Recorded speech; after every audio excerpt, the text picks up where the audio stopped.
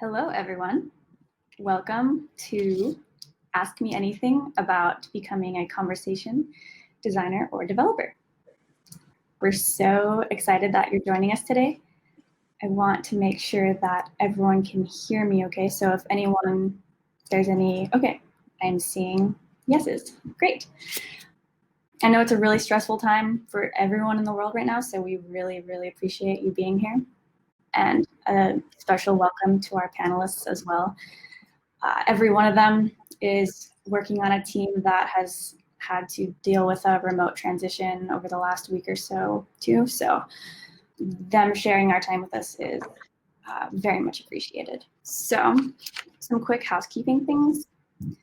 This session will be recorded, so you can access it later. In the chat, you can ask questions as we go. We're going to note them down and try to answer them if we have time. Or if you need clarification on something a panelist just said, please write that in the chat as well. We'll try our best to get to them. The turnout for this session has been great. So if we don't get to all the questions, we're thinking about doing another session like this again, just so everyone's aware. And the way that we're structuring it is the majority of attendees have filled out a questionnaire where they put their top questions for the panelists. And I have gone through and organized them categorically. So we will be sort of trying to address a few questions from each category as we go. We're going to try to keep it sort of discussion-based if possible. So it is structured like that, but if a panelist wants to jump in and add on to something else someone else said, then that's totally fine. We're going to try to keep it like that. And one last announcement. So Botmock is sponsoring this session, and we really want to do our part in helping the community right now during this time that we're all dealing with kind of this coronavirus crisis. So if you or anyone you know is building a chatbot or a voice experience or an IVR that is going to help, that's going to provide some sort of support to people affected by the crisis right now, then we're going to give you access to 3 months of a team license. So if that's interesting, you can reach out directly to me. I'm going to put my email in the chat and you can follow up with me after this. So without further ado, I'm going to introduce our amazing panelists. And I'm going to read from notes because I don't want to leave anything out. So first, Grace Hughes is a content designer at the Dock, Accenture's innovation hub in Dublin. She's been leading a research and experimentation project on conversational design and technology, focusing on the key challenges that we face when creating conversational interfaces. Grace has a background in the humanities, journalism, copywriting, and UX design. Next, we have Matt. Matt is a conversational experience designer at IPsoft, where he works on implementations of the Amelia conversational AI platform for a variety of global companies. His background is in writing and communications. Before IPsoft, Matt was a content writer for a PR agency and a nighttime freelancer. But before that, he worked in Guatemala City, Guatemala, as a programs and communications manager for a local nonprofit.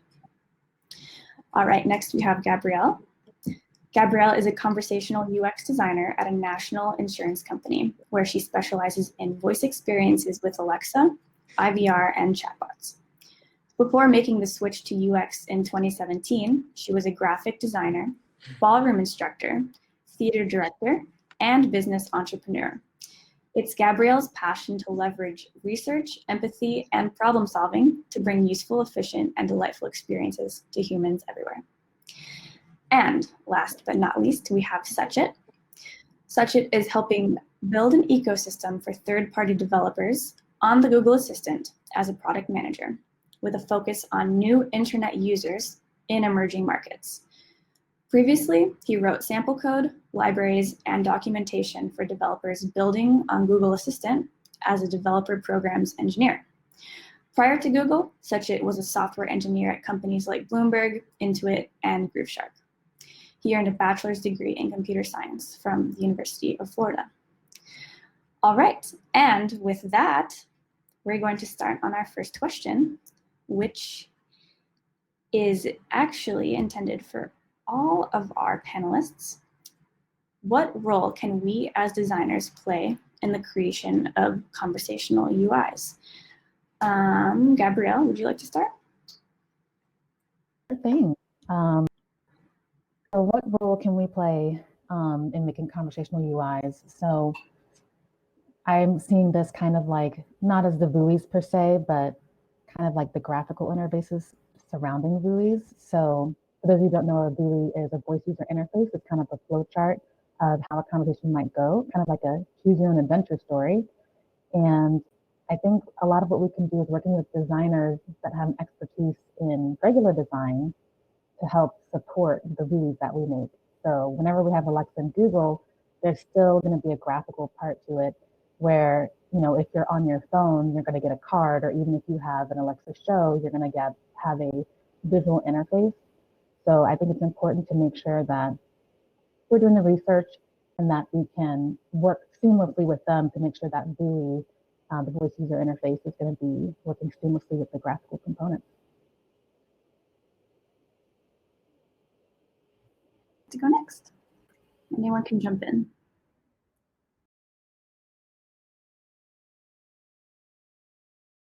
Jump in. Hi there.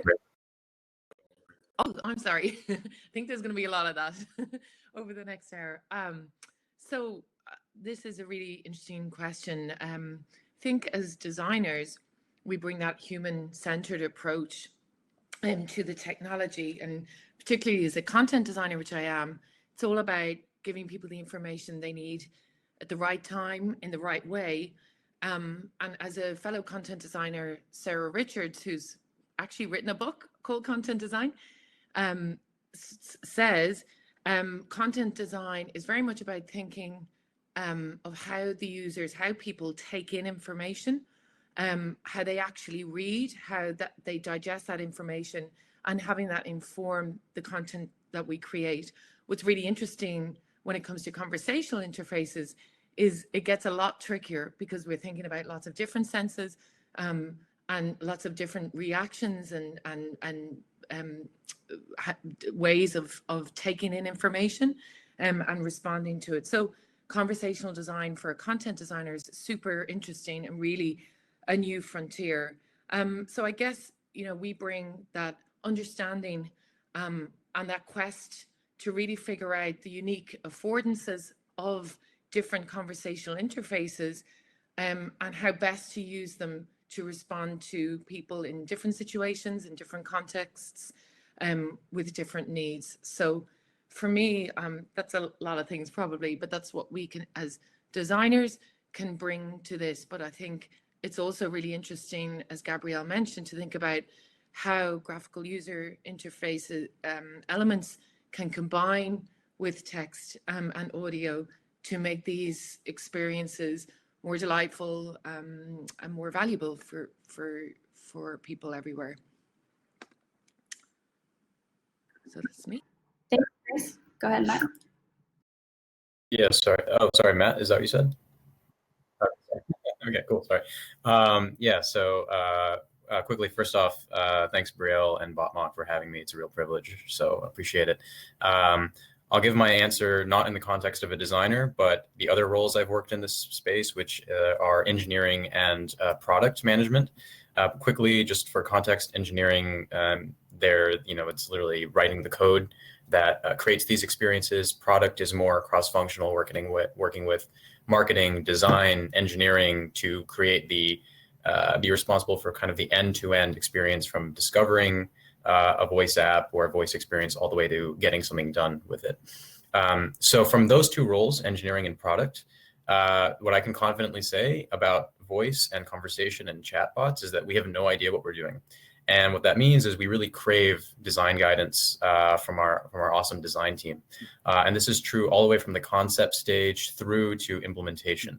And so I think specifically what's really useful is when designers are able to offer constructive guidance based on data that is moving our experience towards achieving some joint goals, right? So is the design guidance we're getting, and again, this is my bias, not being a designer, but is it going to improve the retention? Are users going to come back more often? Is it going to improve like the drop-off rate, like how often users cancel out or exit the experience? It's really great when they can offer tips on the individual prompt, like design, like what the experience literally says or how it's constructed. And we can see a verifiable difference in how users are engaging with the experience. So when designers are able to offer that, it's just the most amazing win. So that's my perspective. So to kind of dovetail off of that, is bring up so many good points there. I think the main one is that designers, our chief role is to advocate for usability and adoption as our North Star. We're always going to be thinking about conversational UIs in terms of technical feasibility, of value to for the business case, and fixing a problem and reducing cost or bringing in revenue. But we also have to think about the users, and that's something that we are uniquely positioned to do as designers. And so we always need to be advocating for exactly what we were just mentioning is how do we make this in such a way that users are going to come back to it? Because without adoption, your chatbot isn't going to move the needle. So I like everything that's been said, but yeah, designers have the opportunity to bring all those together and really advocate for that piece of usability and adoption.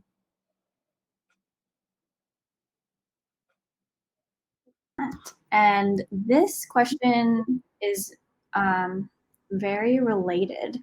So let's see. Matt and Suchit, you both expressed interest in this specific question. Suchit, would you like to jump in here? So how do you evaluate and critique conversational interfaces? You sort of already addressed this. How do you make design decisions transparent and arguable? What have you found helpful in facilitating a design stand-up for your interfaces where everyone can see the decisions you've made and offer feedback? So this is an interesting question because unlike visual,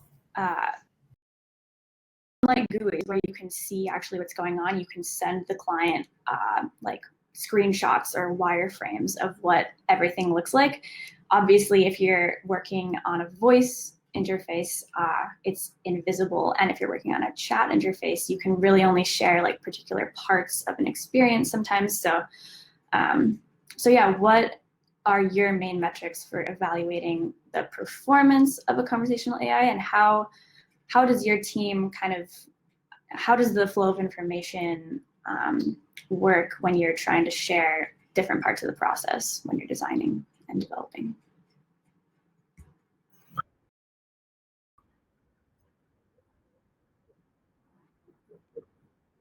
Slide. So when it comes to evaluating and critiquing conversational interfaces, we're talking about this all day long, coming up with new use cases.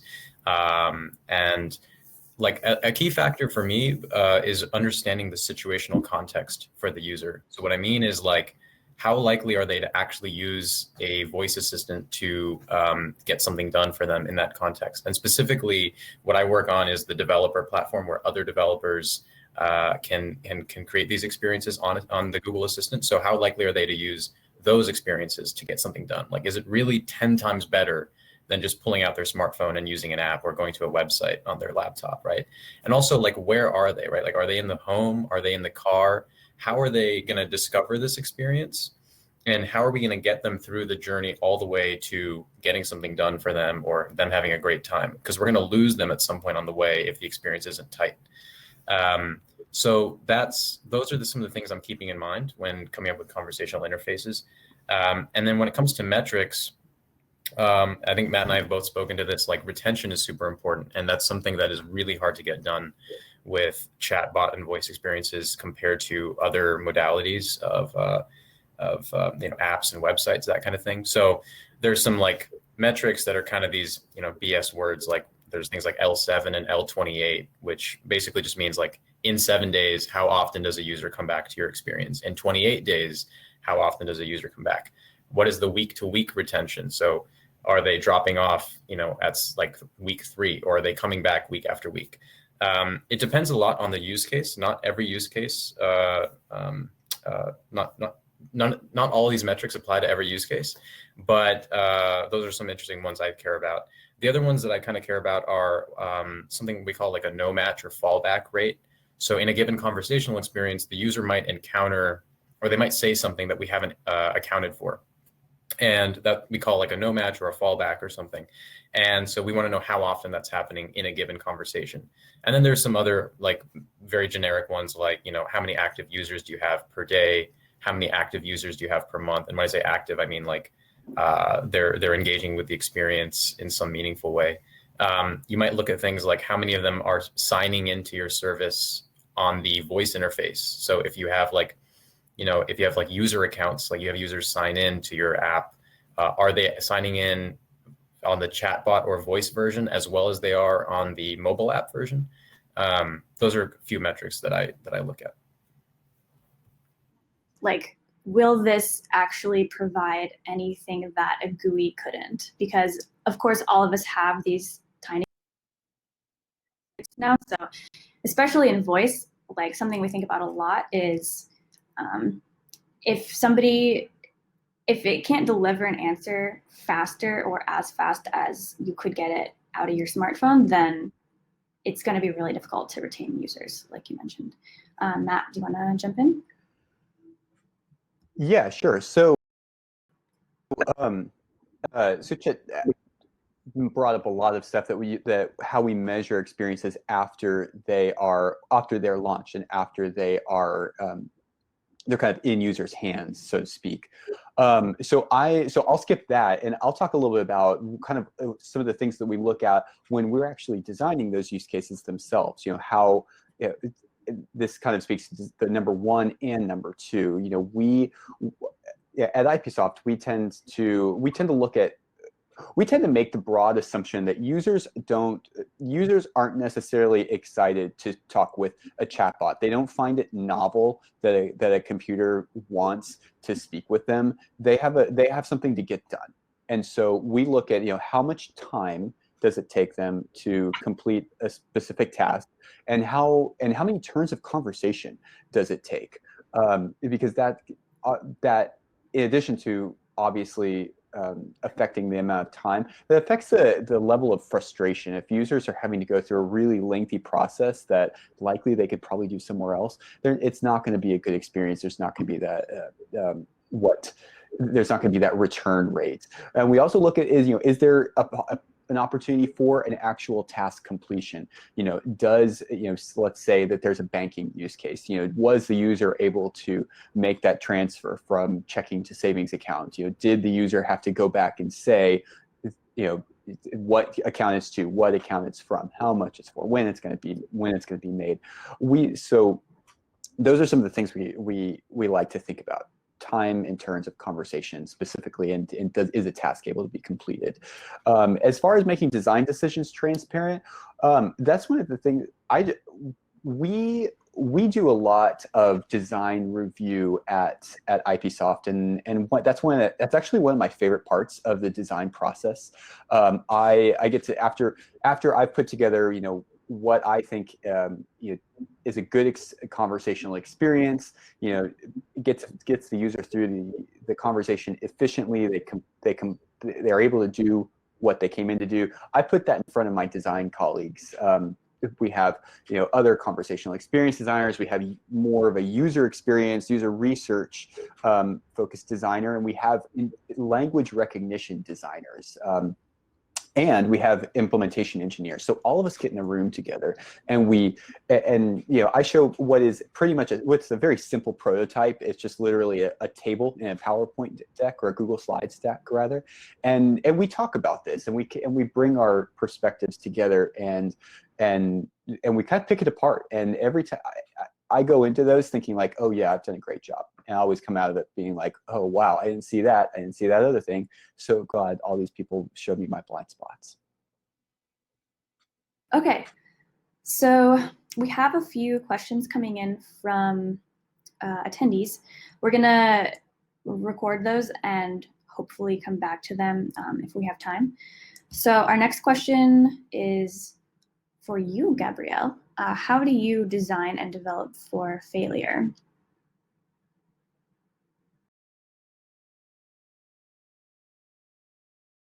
I kind of take this as a two-part question. One part is how do you do this in general, like on the business side and communication on your team? And one is something that's very important in making a VUI is error handling. So a lot of times a lot of people are like, oh, well, we want to make a perfect chatbot where they have an intent for everything, or we want to have a perfect voice assistant that can answer everything. But that's going to be pretty much impossible. And you want to make sure that it can handle any errors that happen. But so I know Sachet was talking a little bit about fallbacks, which is that typical thing that you see a lot where, sorry, I didn't quite get that. Can you say it again? So every time that happens, that's error handling. Well, we want to make sure that error handling is a good user experience. So to make something really error ready, we're not just going to say, sorry, we don't know. We can do something helpful. Like one, if it's helpful, we can say rephrase it. Two, you can give a disambiguation. So we can ask a question and we have medium accuracy of what we think they wanted. We can say, oh, I think you meant this. Is this what you wanted? Or here's some related topics that might interest you. Was this helpful? And so you just want to make sure that if somebody gets off track, you can get them on track. So also, if you have a long flow, so at my insurance company that I work at, somebody might need to have roadside assistance help. And if they're talking to Alexa and they're halfway through the flow and then they say the wrong thing and then Alexa doesn't understand suddenly, we need to make sure that she can get them back on track and they haven't lost all of their progress. So that's what it is to have really good error handling. And you want to make sure you kind of have to try to break the system. You have to think, what are these people going to say? How might these people get off track? How can we make them get back on track?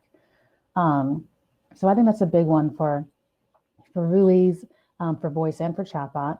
And then as far as development-wise, I work on the design side, so I can't speak to developing, but just making sure that you're doing a lot of regression testing. Basically, every time you add something new in, you might break some of the other intents that have been made because maybe it's a very similar intent to something else that's been made. And all of a sudden they're going to get confused. So it's really important that after you write something new, you have to test out your bot again, test out your voice assistant, make sure that everything's still being answered accurately.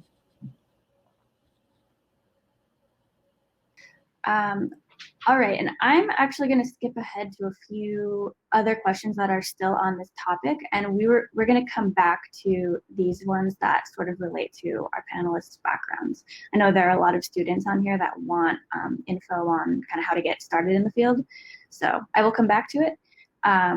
But kind of on this similar topic thread, should I let users know that they are chatting with a bot versus a human? Can I route conversations to a separate NLP system?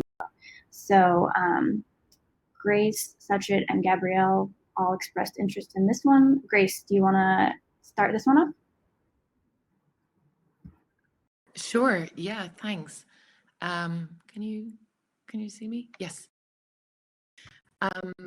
So we did a piece of research where we interviewed people from across Accenture, academia, and industry experts like yourself, Brielle, and as well as a piece of research with our teams in Accenture on the ground who are creating conversational interfaces.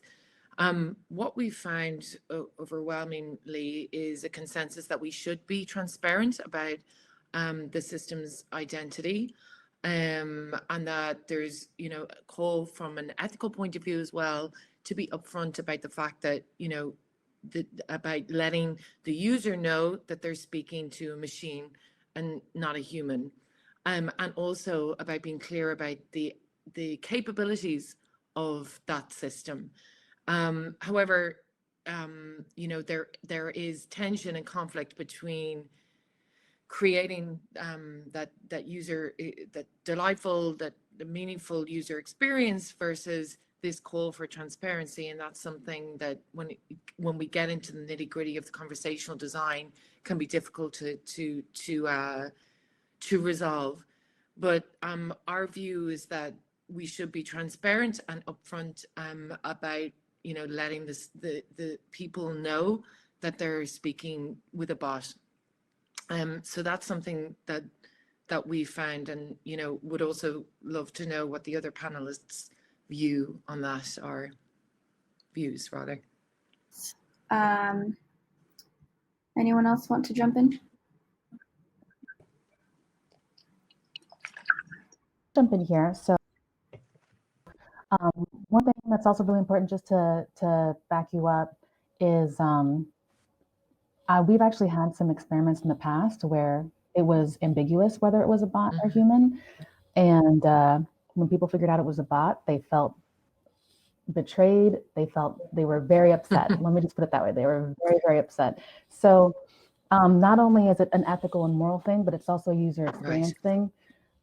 One other thing that we found too was that when we are more upfront, very upfront that it's a bot, you know, so sometimes we'd be like, oh, I'm your virtual assistant, and hope that people got it.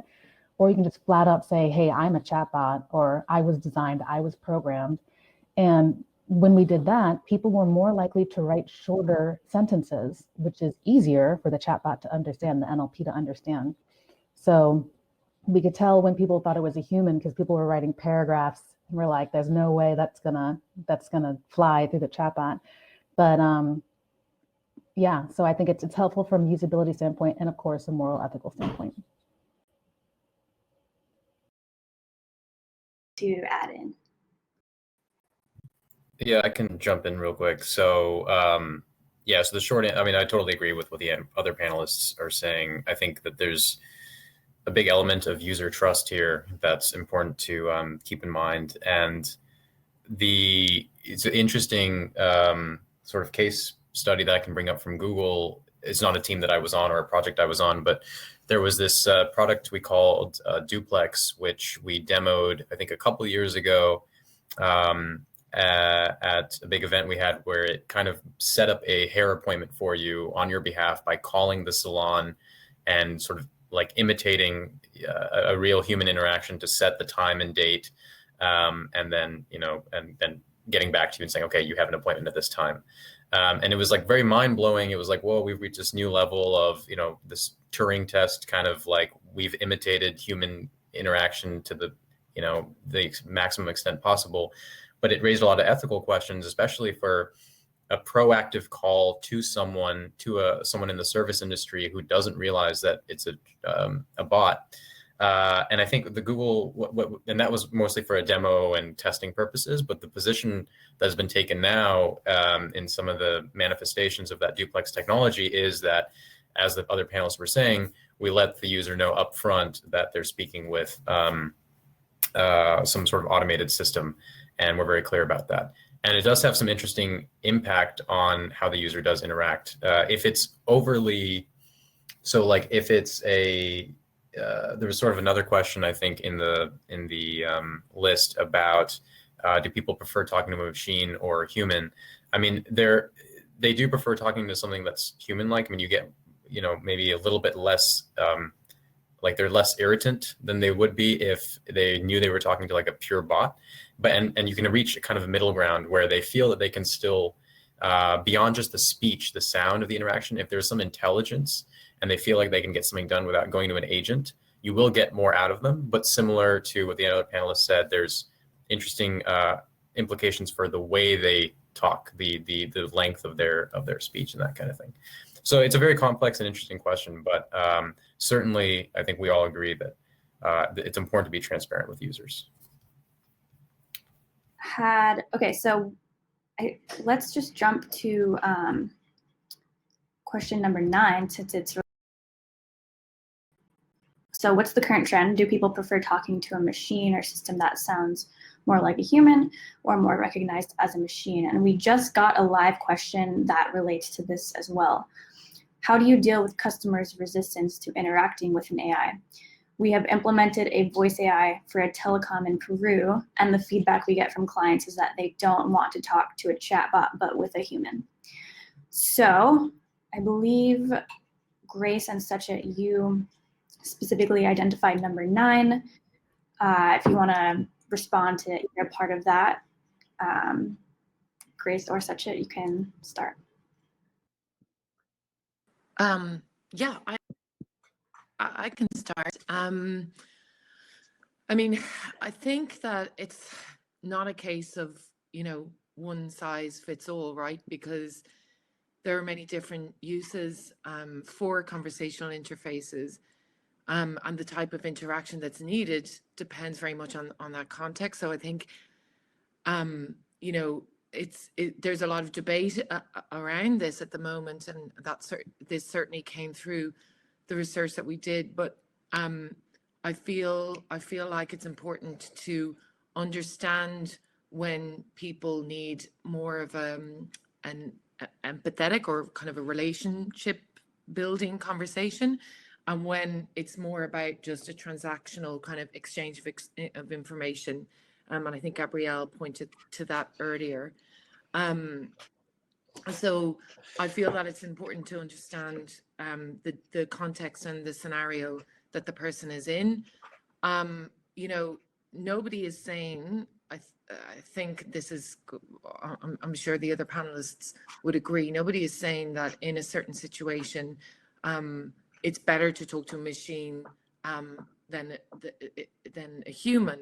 But there are instances where it can actually be a distinct advantage not to be talking to a human. So there's plenty of examples out there of chatbots, for example, that are used to help people suffering from mental health issues, where they might feel actually more comfortable talking to a machine than a human. So of course, there will be instances where people just, want to talk to somebody and want that shortcut to get through to a person. But there are other scenarios where it can actually be advantageous to be using a conversational interface. So I'm conscious that I'm not exactly answering the question fully, but I feel like there's not an easy answer for this at the moment. I wonder if I could hop in. Oh, yeah. Provide some thoughts to that. Sure. And full disclosure here, that I know the person that question was asked by, and I definitely have some insight into that. We've worked together in the past, and it's a hard thing, because you're coming up against often some cultural barriers, and just beyond that, just people are unfamiliar. People sometimes are a little bit afraid of what they don't know, and if they've been burned by chat interfaces in the past, if they found that they haven't solved problems, if they haven't worked, if they haven't understood intent, then that's then that works against you too. I don't know that there's an easy answer. I would love for somebody to challenge me on that, by the way. But at this point, I don't know if there's an easy answer to that question, besides just it takes some time and it takes some success. Build up the experience, and as it gains more traction and becomes more successful, people will find that just like we were talking about a second ago, it can be advantageous. It can beat the experience that you'd have with a human. If you're calling it your wireless company and saying, hey, what's my bill next month? The advantage of the computer is that a computer system can look that up pretty fast, faster than a human can type and click through their own admin UI. So we need to just take the time to exploit the advantages that chat interfaces give us, and automation give us, while being really, really careful to design good experiences. Because again, souring users at the beginning is going to really do bad things for your usability and adoption. But short answer for Simona, I think it takes time. I would love to have somebody challenge me on that. Really great points, Matt. And actually, I'd also like to jump in and take a step back, because if we think, and another question just came in, sort of related, and Vishal said, if I have a touch interface like a tablet in my hand, if I had to touch to speak to a voice chatbot, what would be the intuitive way to interact, touch or voice? So if we all kind of like remove ourselves from the design weeds and think about the actual modes of interaction that users are engaging with, what do we have? So we've got smart speakers that sit in our kitchen. We've got a telephone if you're designing an IVR. We've got chatbots. And those are just a few of the multiple ways we can have, you know, multimodal interactions. But anyone who reaches out to a voice assistant smart speaker knows that they're not going to get a human at this point in where we're at right now technologically. Anyone that picks up the phone to call a company probably wants to talk to a human. So if we kind of keep ourselves in that mindset of just knowing like what is the user expecting right out the gate, it can really help guide just the initial way that we start to interact to design that experience. Same with the chatbot. So sometimes, so if you just let the user know right off the bat, hey, I'm a bot, there's no confusion as to what they're getting, right? Of course, if they see a little chat in the corner and they're like, great, I can talk to a human right away, that will potentially have a similar sort of start as maybe somebody picking up the phone expecting a human. But I think we're all pretty much conditioned when using a graphical user interface to know that if we do click a chat button, we may or may not get a human right off the bat. So again, keeping that in mind can, I think, help guide initial design decisions when creating for voice or chat or some combination of the two.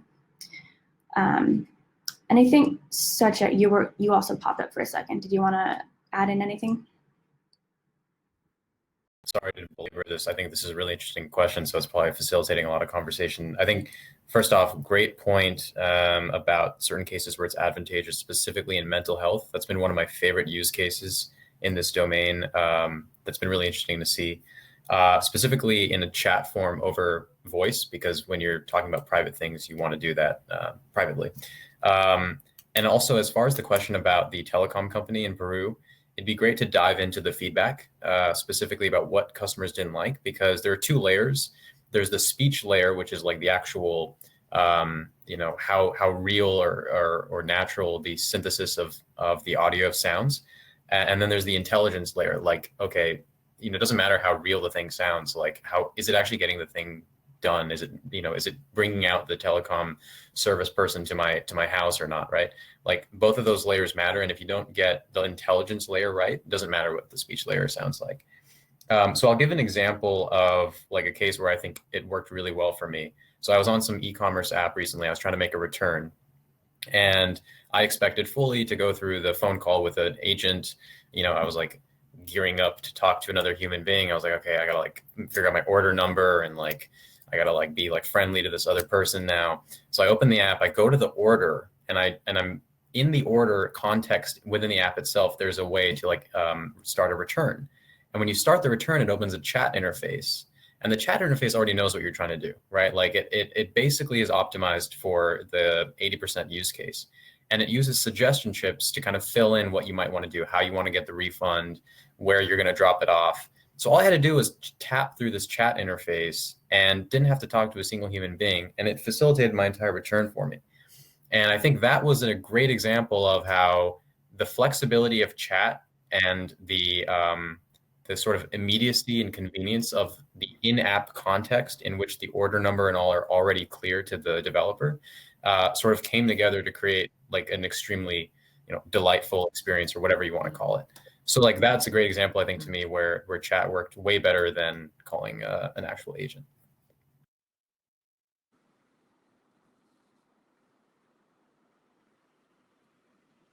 The permanence of chat also seemed to help you there, right? Because you were like, okay, kind of stressed out, like, okay, I need to grab this and have this ready. But because when you're talking to a person, the conversation is moving forward at an undetermined pace. Like you don't get to determine the pace. But in a chat, you do get to determine the pace, and you can pause for as long as you need to and come back. So that's another thing to keep in mind there. That is also one advantage over a lot of voice platforms, which require some timed out pace of dialogue. and chat Exactly. gives you that pause. Exactly. All right, we're gonna do one more, I guess, industry-based question about UX research in conversational UIs, and then switch gears a little bit to ways to sort of get into design and development in the conversational space. All right, so Gabrielle, this one's for you. What UX research methods do you use in the context of conversation design and development? And we just had a question come in, and let's see, where was that? Oh, I'm in the wrong chat.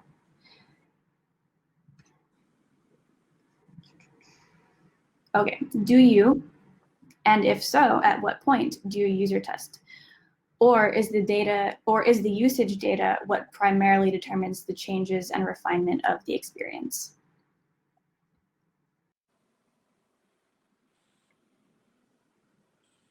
Gabrielle, could you repeat that question? And is that for somebody? I'm sorry, Gabrielle, is that yours? Yes, this is Gabrielle's. Okay, excuse me.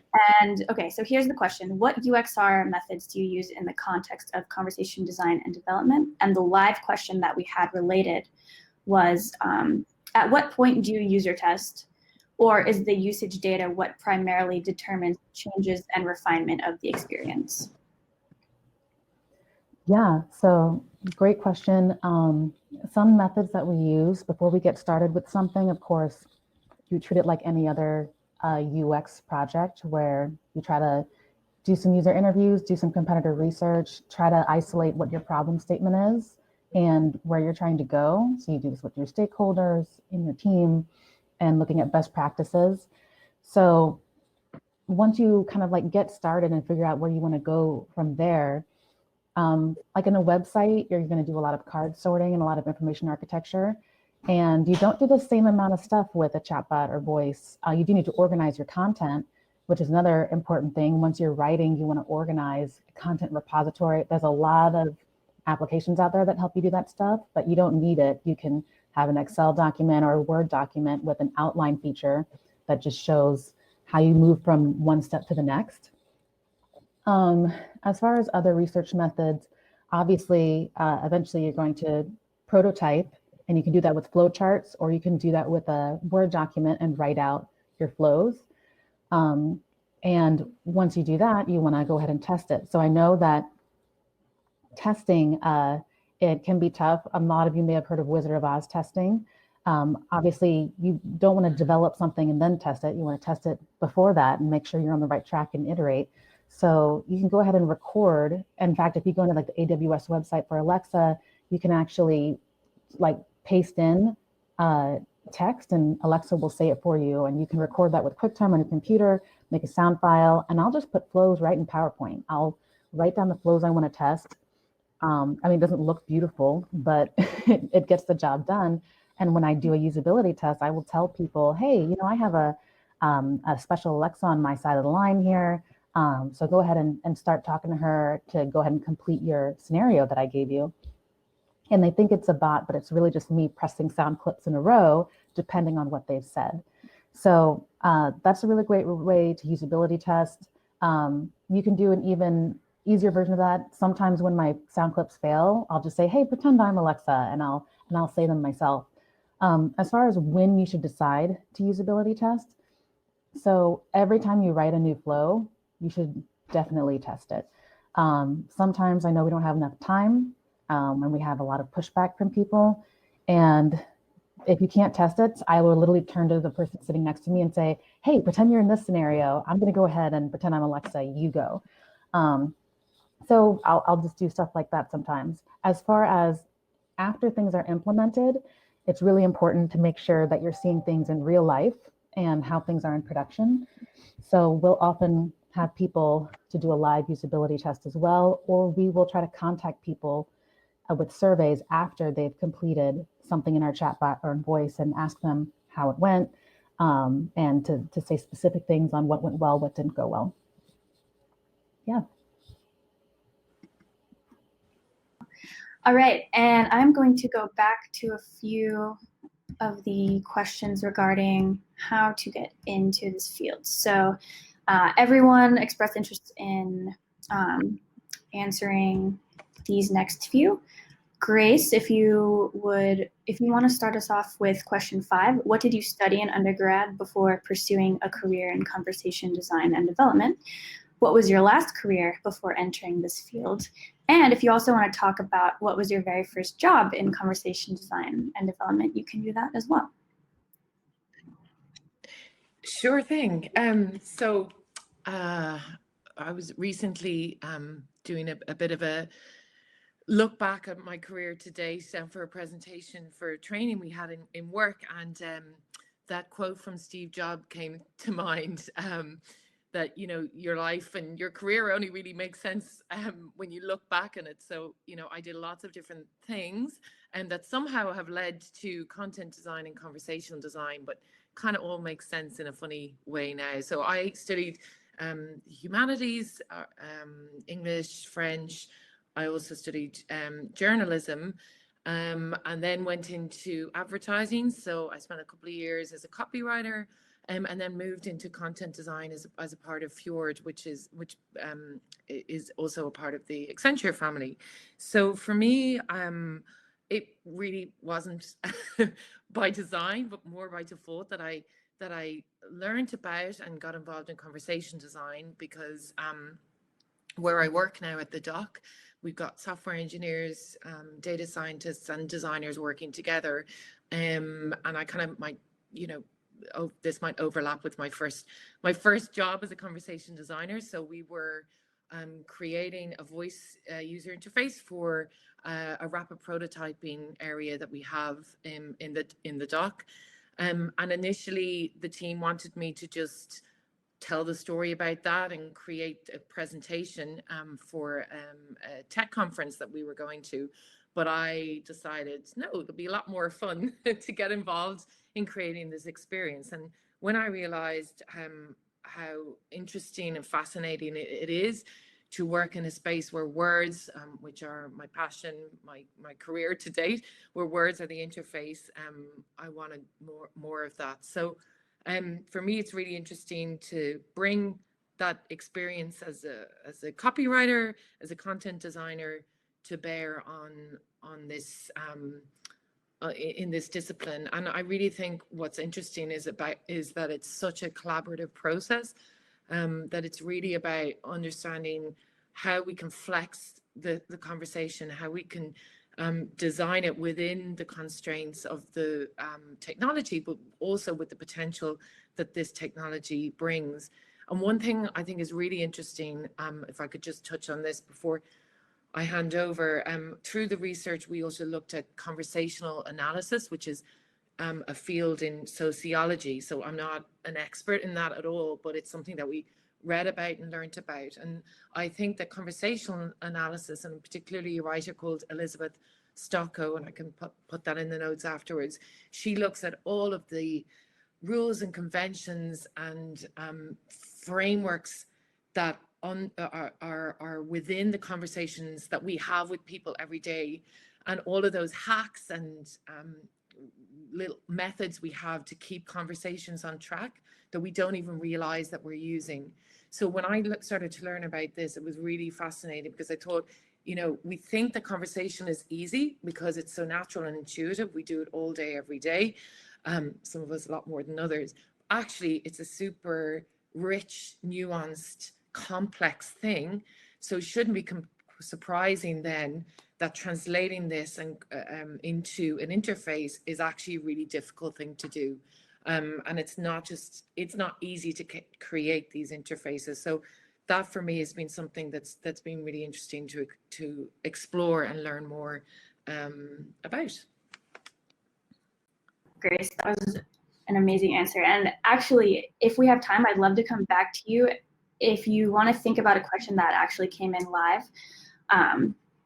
So Alex asked, speaking as an interactional sociolinguist, we're trained in research on social interaction, interactional flow, and how to manage error correction, disambiguation, and conversation, etc. how should academically trained linguists describe their training in ways that will show their value to employers in this space? So, I mean, anyone can speak to that if you want to. I know it came in live, but it's an amazing, it's a great question.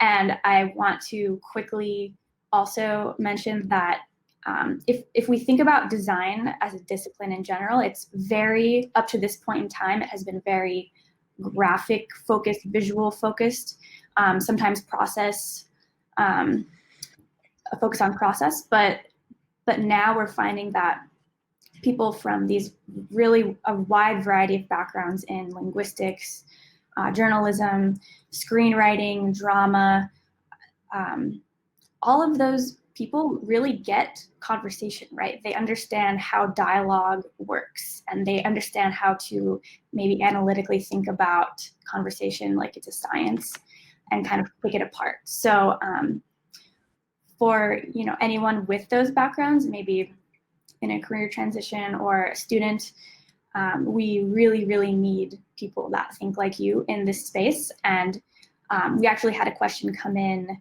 asking, I think it was, do I need to learn a programming language to get into this field, something like Python and such. I think you're going to speak to that too. But if that's not interesting to you, you don't need to do that. I mean, it will always make you maybe more, it may help you understand the holistic view of conversation design and development, but so many roles are just hiring for conversation designers that maybe don't have any technical background at all. So, okay, with that, I'm going to hand it over to Matt. Would you like to go next? So I studied rhetoric and writing in university, and my minor field of study was Spanish. My last career before entering this field was public relations. I was doing content writing full-time for a small agency here and doing some freelance on the side. I'm going to go back one more. I was working for a nonprofit organization in Guatemala City, Guatemala. That's in Central America. And it was doing a little bit of communications, fundraising, program management. When you're a tiny nonprofit, you kind of do everything. But anyway, so fast forward to 2017, I was working for the public relations agency here in New York City, and I got a LinkedIn message from a recruiter at IPsoft, and she basically said, "Hey, Matt, my name. This is my name. This is the company I'm working for. This is kind of what we're doing. We're looking for somebody with a background in writing and communication, and somebody who's also bilingual in Spanish." And that was just like, what in the world? Like, what kind of position is this? Just only a year before that, I had been kind of pounding pavement looking for. I just moved to New York, and I was looking for work. And so it was just very stunning to me that, like, I mean, kind of like what you were, what we were talking about just a second ago, was that your path doesn't really make sense when you're looking forward and trying to figure it out. Your path makes sense when you're looking backwards and seeing kind of how it all came together. And a similar, that was something that wasn't shared with me by Steve Jobs, but by the former president of a design firm called Frog, who basically told me that same thing. She said it's going to make more sense in 10 years when you are where you are, you're happy, and you're looking back on the web of decisions that led you there. Thank you. Gabrielle, you're up next.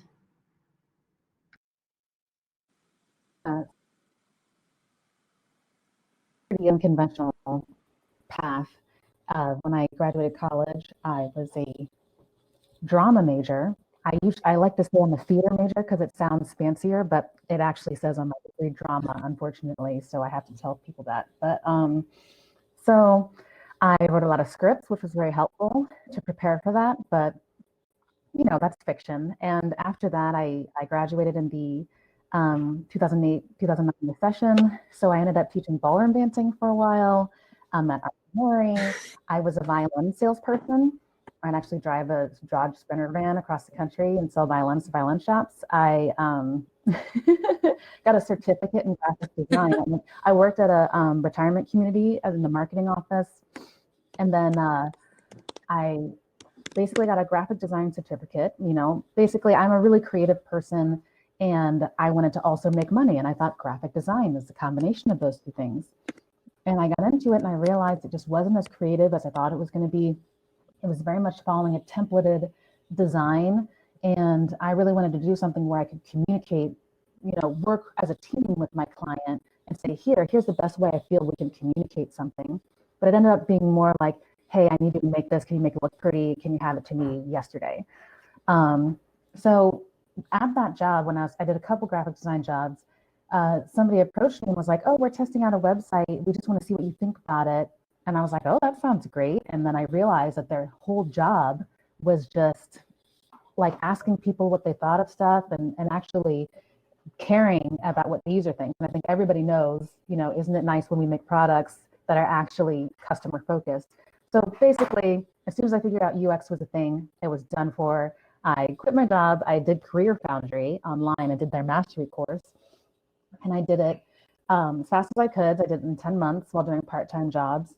And then that's tricky, by the way. The whole quit your job and go to school thing is tough. So don't do that unless you have a really good plan. But things worked out. I did a lot of work on my website, portfolio website, and my LinkedIn presence and everything. And I was able to get a job with where I am now. And I think that basically, if you really want it, you can get it type of thing, but it is important to freelance. It's really hard to get that first job. So I would just make sure that you freelance, you offer whatever you know about voice, that you can help with people, make your own Alexa skills, make your own chatbots if you can, so that you have that experience and people are willing to take a risk on you. But in general, the market is really good for hiring voice people. Thanks, Gabrielle. Few minutes left, so such it. I'm going to hand it over to you to close us out right after I say one last thing. So, Alex, I realized that we haven't directly answered your question, and it's a really, really good question. I don't think any of us really have a good answer right now, but Botmock will be publishing a few white papers and articles on Medium over the coming months. So we will keep you posted on that and sending those out, making them public on LinkedIn and stuff. Last thing before I'm just gonna let Sachit kind of close us out. So just anyone who joined late, if you are creating a voice bot or chat bot related to coronavirus crisis support, Botmock will provide a 3-month free team license to you. So you can reach me directly at my email, brielle@botmock.com. I'll put it in the chat as well. So Sachit, do you want to close us out with your answer about how you got into this? Cool. 1 minute. I got it. Okay, cool. So undergrad degree. I have a CS degree, but I started college with a business degree in pre-med and linguistics minor, and that all went out the door. And out of college, I went into engineering roles. Luckily, at Google, I got placed on the Google Assistant team. So that's how I found my way into this space, which I feel very grateful for. I also want to quickly bring up, you brought up the question about programming language. So I want to answer that. If you want to build, create conversational experiences, I think it is important to have programming experience. Again, other panelists might have other opinions, but I'm closing out. So I recommend JavaScript specifically. For voice. It seems to be the majority of developers in the space. And you don't need a PhD in machine learning or NLP, but you do need to use, there are some really great tools like Botmock and others that let you kind of abstract away some of the underlying AI aspects and then just let you build at the application level, similar to building a web app or a mobile app. So those are my... You and I have discussed this before, though. How do you sort of distinguish between the more technical side of creating a conversation versus I mean, do you agree that there are people out there that don't necessarily need any sort of technical knowledge if they're thinking through kind of, okay, we want to launch an experience, you know, we need somebody with just a UX mindset to kind of get us going and then think through a flow, right? Somebody that may be on that original team, that idea team, the design team, maybe the product side of things, and not necessarily actually building something. What I would say is that, like, when it comes to building these experiences, like, at least in my personal experience, the tooling that you can get on tools like Dialogflow and others can only get you so far. At a certain point, to do advanced error handling, to do actual, like, you know, calling to your database to pull the user's actual information, to make calls to, like, some web services and APIs, and I won't get too far into that if people don't care, but, like, at some point you need to write code that gets something done. And so that's the kind of angle where I'd say it's important. But, like, certainly concept stage, design stage, thinking through the flows, understanding what use cases make sense, the research, all that, like, there's no code required for all that. And even the tooling at this point, frankly, especially, again, I've used Dialogflow, that's my main tool, but, like, there's really no reason to know how to code just to build something simple. It's when you get to the advanced stages that you need to know how to code. Awesome. Okay, thank you everyone so much for being here. And thank you to our panelists. And that was a great conversation. I think we will probably be having more in the future. And yeah, I'm excited to hear more questions, and we will see you at the next session, hopefully. So thank you all, and we'll be sending out the recording. Thank you. Yeah. Thank you, Brielle. Thank you so much. Appreciate you putting Thank this you, together. Brielle. Have a great weekend. Yes, and everyone stay safe and healthy. Yes, absolutely. Bye-bye.